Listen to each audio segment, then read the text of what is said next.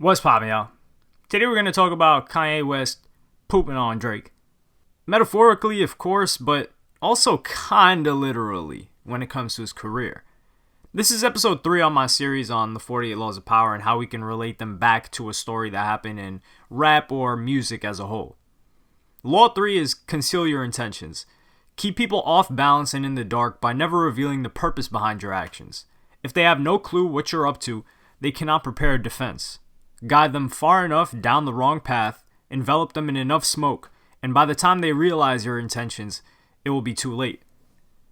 If you like analysis videos on hip-hop, rap, and the music business, then subscribe to the channel and hit the notification bell. How does this law relate to Kanye West and Drake? And this story is from when Drake went on LeBron James' HBO show, The Shop, where they discussed the Pusha T beef and why Drake was throwing shots at Kanye afterwards.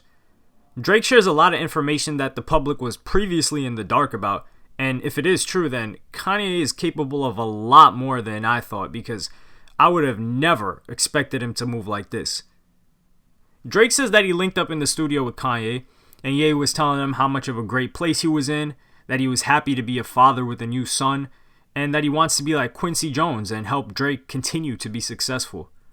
But in order for that to happen, Drake needed to be transparent with him.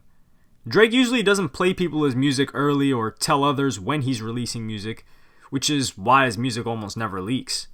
But Kanye told him that there needs to be trust between them, and he would have to play his music early for Kanye, and also let him know when he planned on releasing his next album. Even though Drake doesn't like doing that, he thought it was a reasonable request, and he trusted Kanye. He played him some music, told him that he was planning on releasing his album in June of 2018, and that everything was all good. Kanye played the Lift Yourself beat for Drake, who really liked it. Ye told him that he could have the instrumental to that song, and Drake immediately began writing to it. Or having someone write for him, which some of you are probably thinking, whichever you want to believe. Kanye told Drake, man, you gotta pull up to Wyoming and link up. Then hit some studio sessions, making it seem like he was going to help Drake out some more with his music. Noah Shabib, also known as 40, Drake's producer, flew out to Wyoming a day early and hit up Drake telling him that something was off about all of this. He told him that he felt like Kanye wasn't really trying to help Drake out on his album, but was working on his own album. Drake gave him the benefit of the doubt and said, nah, he told me he was just working on beats and had no plans of dropping an album until at least October, if not November. Drake shows up to Wyoming, and the entire time he was there, was working on Kanye's music and cooking up ideas for him. He didn't explicitly say it, but it was suggested that he wrote for him as well while there, and when the time came for him to leave Wyoming, he really had nothing but a Lift Yourself beat and a pat on the back. Drake played March 14th for Kanye and also told him that he was having trouble dealing with his son's mother, and sends him a picture of his son, a very private and personal conversation with information that wasn't made public yet.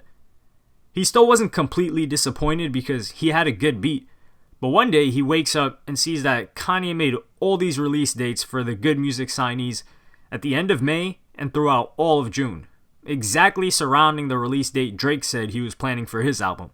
It still wasn't enough to send him over the edge, but Kanye sends him a message telling him how much he appreciates Drake, but then next day releases Lift Yourself or Poopity Scoop, where Kanye just absolutely trolls, ruins a great beat, and it seemed like a joke to everyone in the public at the time. But it was like sending a diss directly to the person who was meant to receive it.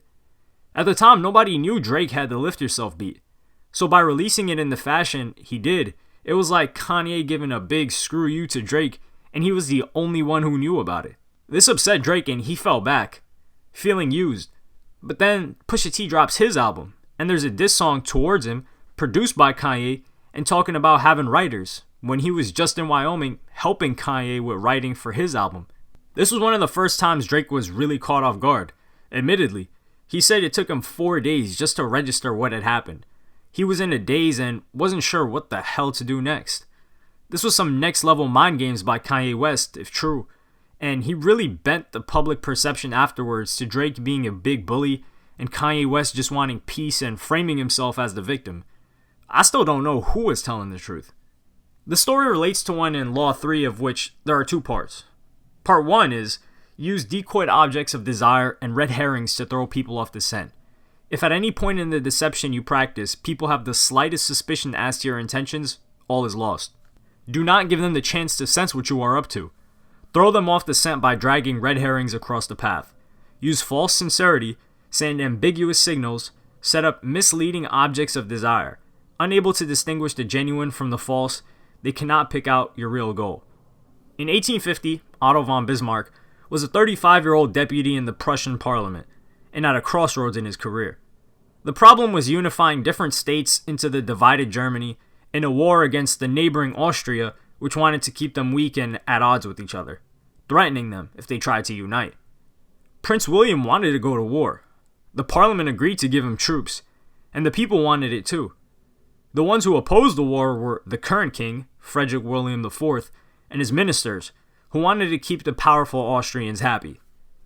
Bismarck throughout his entire career dreamed of unifying Germany, leading them to war against Austria, and not just beating them but humiliating them. He was a former soldier and believed in warfare, having said, "The great questions of the time will be decided not by speeches and resolutions, but by iron and blood."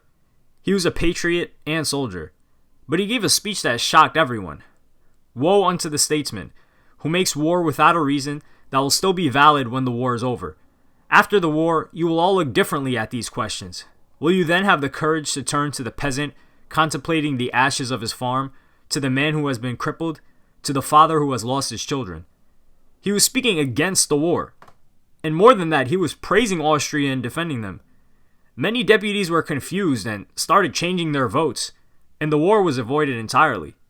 A few weeks later, the king, who was happy he sided with him, made him a cabinet minister. And a few years later, he became the Prussian premier, a role in which he would lead his country to war against Austria, crushing them, and establishing the German state with Prussia as its head. Bismarck knew what he was doing with his speech. He knew that the Prussian military, his own people, weren't ready for war, and that it was likely Austria would win at that point in time.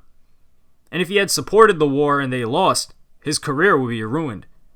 The king and ministers wanted peace, and Bismarck wanted power, which they had, so he supported them and fooled his entire country. It was this speech and deception that allowed for him to get the power and position necessary to strengthen the Prussian army and go to war. If he told the people that they should wait until later to go to war, they wouldn't have listened, and probably think he was weak. They mistakenly believed their army was stronger and wanted war at that moment. And if he told the king that he would support him for position of power, then the king wouldn't trust him since it wouldn't come across as sincere. It was like he was trying to get something out of him. If we're to do some guessing with the Kanye situation, it's likely that Pusha T had been planning on dissing Drake for a very long time on his album. It would be great promotion for it, and it was. And Pusha has been throwing jabs at Drake for years. But Kanye didn't want to just make it obvious that he was trying to take down Drake, because then Drake would have time to prepare. He led Drake into believing that he really cared about his music, his family, and his career so much that he gave him all of this valuable information that was private and would go on to be used by Pusha T in the first beef that Drake lost. Drake is someone who is usually always planning and ready for everything, but he even said this time he was left in a daze for days with no idea what to do next. This wouldn't have been possible if it were made apparent that Kanye was out to get Drake. The situations aren't exactly the same between Otto von Bismarck and Kanye, but the methods they used are identical. One of the quotes from this book that I really like goes like this: "Many believe that by being honest and open, they are winning people's hearts and showing their good nature. They are greatly deluded. Honesty is actually a blunt instrument, which bloodies more than it cuts. Your honesty is likely to offend people. It is much more prudent to tailor your words, telling people what they want to hear, rather than the coarse and ugly truth of what you feel or think. More important, by being unabashedly open, you make yourself so predictable and familiar that it is almost impossible to respect or fear you, and power will not accrue to a person who cannot inspire such emotions." This was a little odd to me because Kanye was known as being honest and pretty much an open book to people, but when I read further, you get to the reversal, which is available in every law. None of these laws are true 100% of the time, so there's always a situation in which the opposite is valued. No smokescreen, red herring, false sincerity, or any other diversionary device will succeed in concealing your intentions if you have already have an established reputation for deception. And as you get older and achieve success, it often becomes increasingly difficult to disguise your cunning. Everyone knows you practice deception, persist in playing naive, and you run the risk of seeming the rankest hypocrite, which will severely limit your room to maneuver. In such cases, it is better to own up, to appear the honest rogue, or better, the repentant rogue. Not only will you be admired for your frankness, but most wonderful and strange of all, you will be able to continue your stratagems. This is why Kanye's plan worked, because he had a reputation for being honest and never doing anything deceptive. There's certain individuals and artists that are known for always deceiving or lying, which I usually say is a bad idea to do to your fan base. And whenever something really bad happens, nobody believes them. Like when Adam22 had someone pull up with a gun to a show, everyone thought it was staged, and I'm not really sure if he's always lying to his fans, but even after the police showed up, people were saying that, yeah, this is still staged. Or when 6ix9ine got jumped and his jewelry robbed, people thought it was a promotional stunt for his music video that was dropping. But when it came to Kanye, Drake didn't think he would be capable of something like this. And even after he spoke on it on LeBron's show, many people still don't believe Kanye did any of this, and Drake was either lying or severely exaggerating the story. But let me know in the comments, do you think that Kanye West really did all of this? Or was Drake lying or exaggerating? Or possibly Pusha T gave him instructions for how to approach Drake? Even for me, this whole story behind what happened is so hard to believe from both sides. Like and subscribe and hit the notification bell if you enjoyed. Follow me on Twitter and Instagram. Thank you for watching. Peace.